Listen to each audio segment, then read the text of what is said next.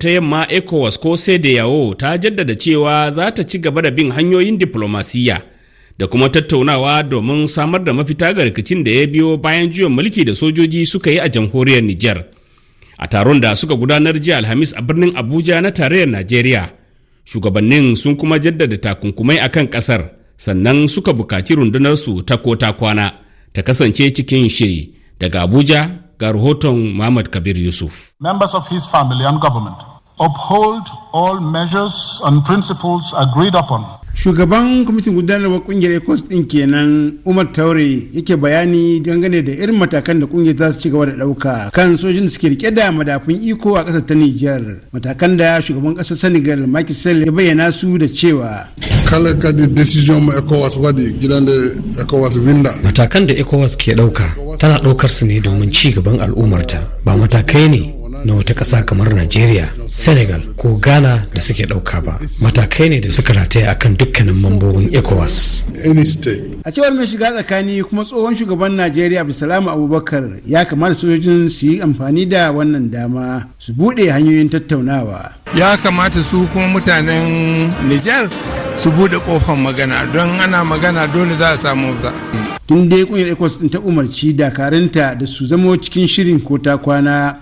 Watun da mai bawa shugaban ƙasar shawara ta fannin yaɗa labarai da Abdulaziz yake cewa duka hanyoyi guda biyu na neman kawo ƙarshen wannan matsala a buɗe suke. Hanyar sulhu da kuma tattaunawa ta diplomasiya tana nan a buɗe. Idan waɗannan hanyoyi sun ci tura shine za a yi amfani da runduna ta soja, kawai an ce su shirin ko ta kwana ne. Ƙungiyar da ta nemi haɗin kai da goyon bayan ƙungiyar haɗin kan ƙasashen Afirka da ma Majalisar Ɗinkin Duniya kan irin matakan da take ɗauka. Muhammad Kabir Yusuf, Abuja, Rafaya, Hausa.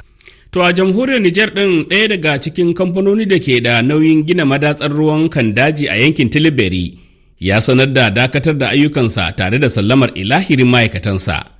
Abdullahi Isa na ɗauke da ƙarin bayani. An dakatar da ayyukan gina madatsar ruwa ta Kandaji a jamhuriyar ta Nijar, wanda ake ganin cewa yana da alaka da jerin takunkuman tattalin arziki da aka saka wa kasar. Kamfanin da ya sanar da hakan a cikin wata wasiƙa da ya aike wa ofishin sa ido na kwadago da ke yankin Talaberi. Kamfanin Canan mai suna Gizuba da ɗaukar wannan mataki ya kawo ƙarshen aikin dubban ma'aikata na cikin gida da ke aiki da shi, duk da cewa ɗaukar matakin ya biyo bayan fuskantar ƙarancin kuɗi sakamakon takunkumi daga ƙungiyar ECOWAS tarayyar turai da kuma bankin duniya. Wannan aikin madatsar ruwan na ɗaya daga cikin manyan ayyuka na samar da abinci da 'yancin kai ta ɓangaren makamashi ga ƙasar ta Nijar, wacce ke samun hasken wutar lantarki daga Najeriya da kusan kashi 80 cikin 100. An kashe sama da euro biliyan 1 a wannan aiki na gina madatsar ruwan kan daji da ake kyauta zaton kammalawa a shekara ta 2025. Dakatar da ci gaba da gina wannan madatsar ruwa zai kawo cikas ga ayyuka da dama a yankin da kuma karya kwarin gwiwa da 'yan ƙasar ke da shi.